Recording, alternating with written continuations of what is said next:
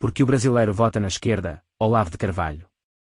0h, 1º de setembro de 2006. Se no Brasil ocorre esse fenômeno aberrante de um eleitorado conservador votar maciçamente em candidatos de esquerda, o motivo da contradição aparente é claríssimo e se compõe da confluência de 3 fatores. Desde logo, o conservadorismo não tem canais partidários ou culturais de expressão e se tornou politicamente nulo. Não há políticos conservadores, ninguém pode votar em candidatos inexistentes. De outro lado, o esquerdismo usa uma linguagem nas suas discussões internas, outra para falar com o povo, e só na primeira delas assume sua verdadeira identidade ideológica. Na outra ele dilui sua imagem em generalidades moralistas, nacionalistas e populistas. É um discurso maliciosamente escorregadio, que evita o jargão marxista e impede o povo de identificar a esquerda brasileira com a revolução neocomunista continental.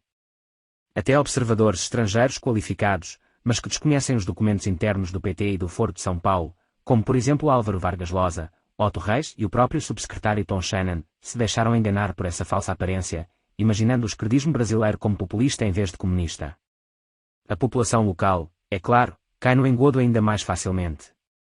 Mesmo entre pessoas letradas é comum a reação: Lula, comunista. Você está doido. O próprio Lula pôde dizer, sem que ninguém o contestasse, que não apenas nunca foi comunista como não é nem mesmo esquerdista.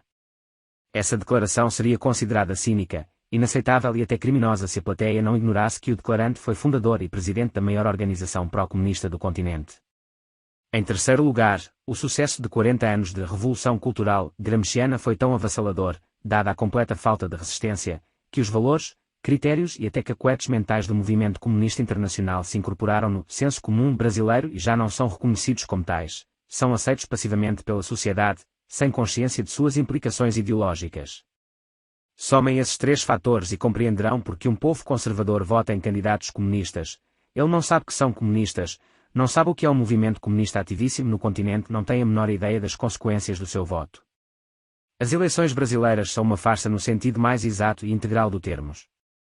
Não havendo partidos ou políticos de direita no Brasil, toda a confrontação direita-esquerda que se vê atualmente é uma obra de engenharia social criada pela própria esquerda com 3 objetivos. 1. Ocultar sua hegemonia e seu poder monopolístico sob uma aparência de disputa democrática normal. 2. Neutralizar quaisquer tendências direitistas, canalizando-as para uma direita pré-fabricada. A direita da esquerda, o que se observou muito claramente nas 2 campanhas eleitorais de Fernando Henrique Cardoso, o marxista gramsciano que foi alegremente aceito como depositário, infiel, é óbvio, da confiança do eleitorado direitista. 3. Dominar todo o espaço político por meio do jogo de 2 correntes partidárias fiéis ao mesmo esquema ideológico, só separadas pela disputa de cargos, como aliás o reconheram explicitamente o próprio Fernando Henrique e o professor Cristóvão Buarque, então um dos mentores do PT.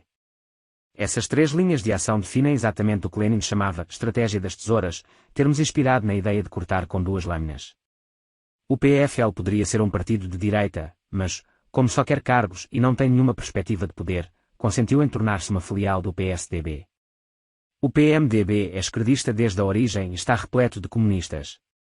O PSDB, a direita da esquerda, é a boca de funil para onde converge o que possa restar de direitismo hipotético nesses outros partidos.